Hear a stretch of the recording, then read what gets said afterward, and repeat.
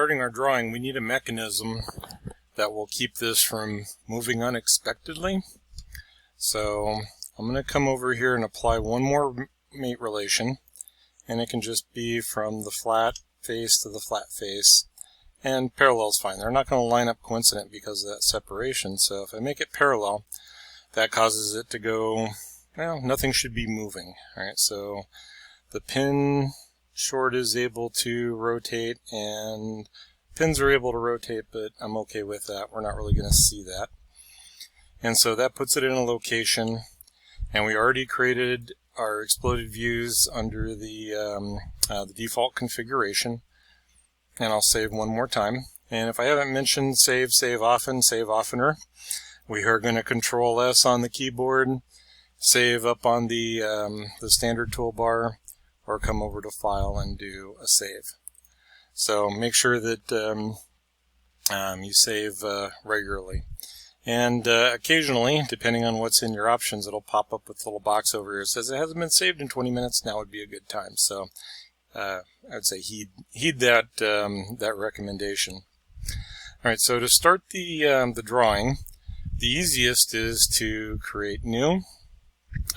Make new drawing from the assembly, and this goes right to the default draw template. And we're going to see if this comes up with the selection. Okay, because I really don't want to do anything with the title block. Oh, came up with our standard title block. So this is not my favorite title block.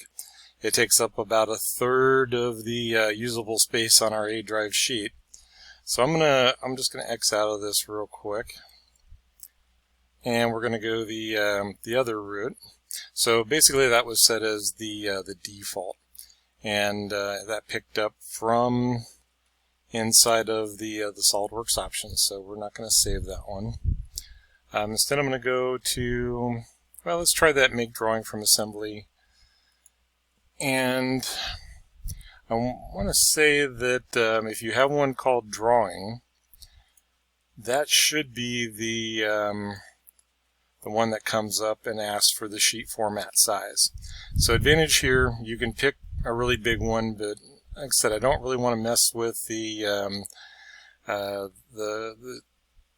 drawing template at all, the title block. So we're just going to do a custom size, which is going to create a blank sheet.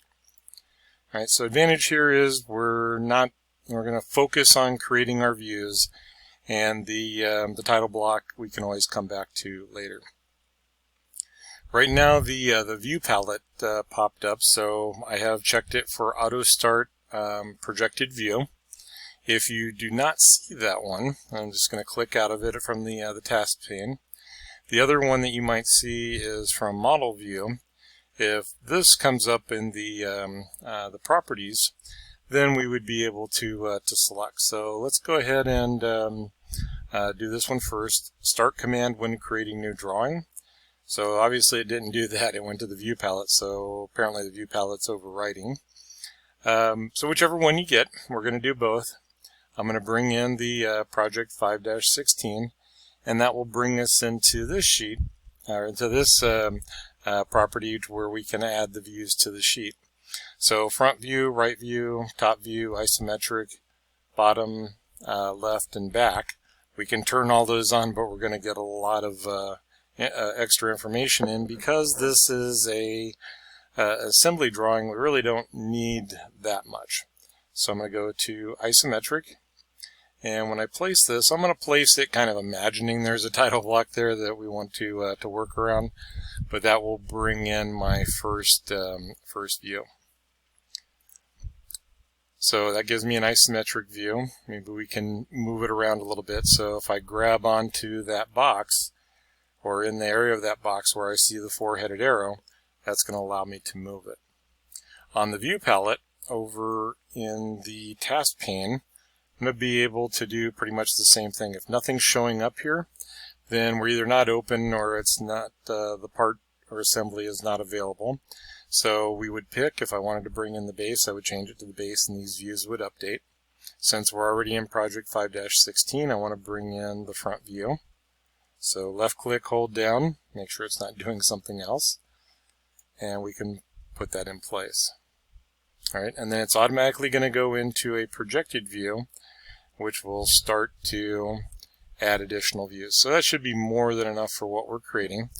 The first view that comes in is our primary view, so this is the parent, and the top view in this case is a secondary view, and it is aligned vertical, so it's not going to move left to right. It can move up and down so we can control the spacing. And if we'd put in a right view, it would not move up and down, it would move left to right. All right, so that gives me my first sheet. I'm going to come down to the little box next to sheet 1 and tell it to add a new sheet. It should find the same sheet format that we used in the first one, but when we get to drawing templates and sheet formats, there's some things that can get a little weird there. Let's see. Oh, back on the sheet, we wanted to do that, went to all that trouble of creating the exploded view.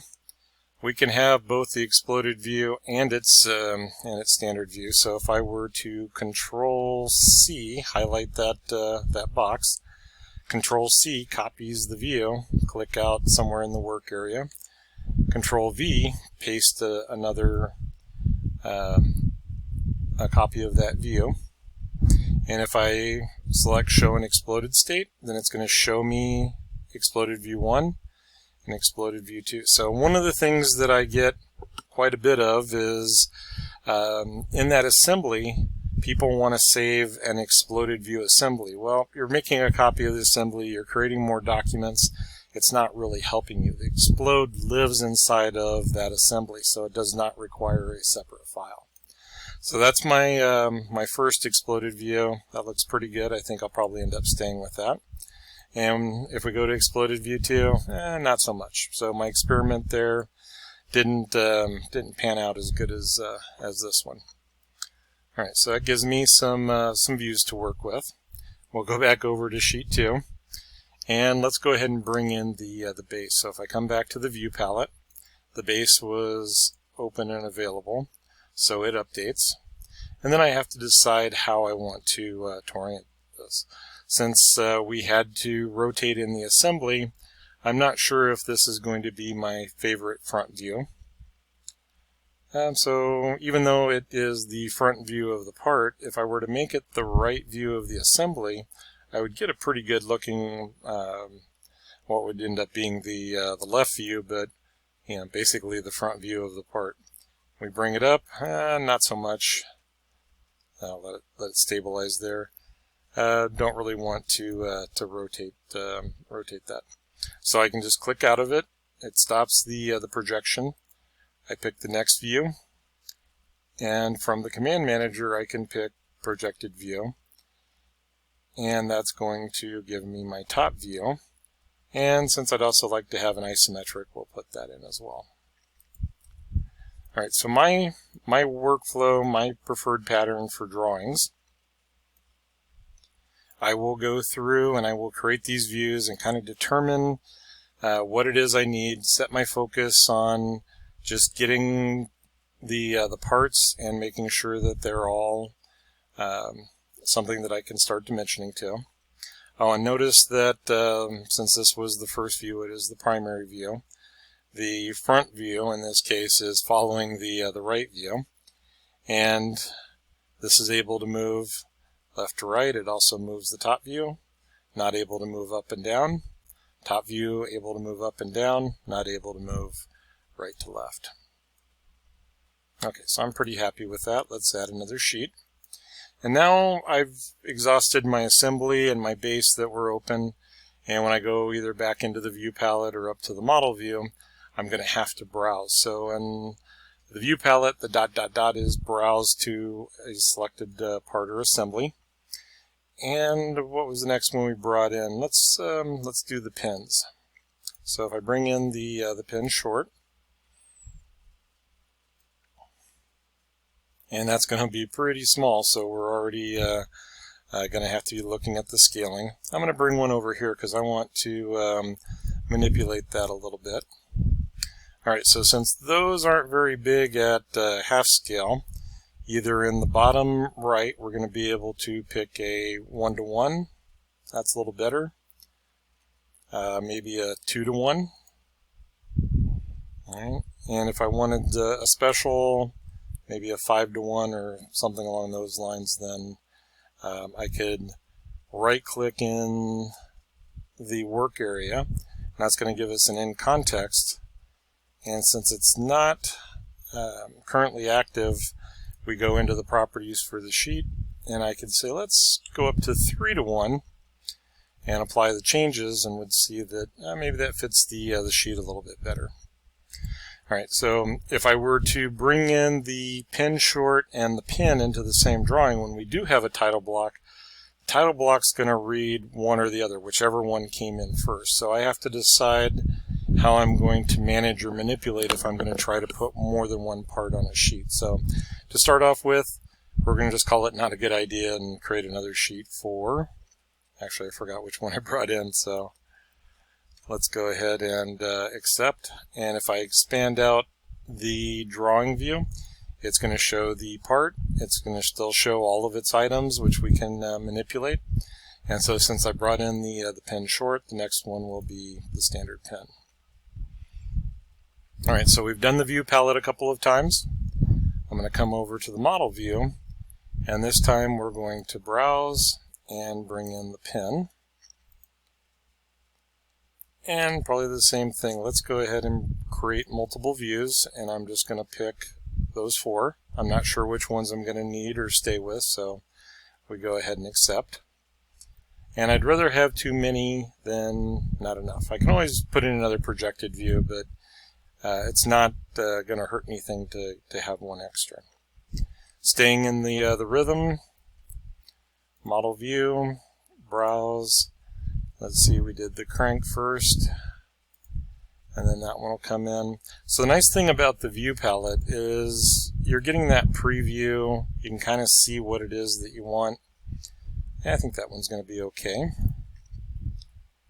And now, if it stayed with my 2-to-1, this is starting to get to be a little bit big.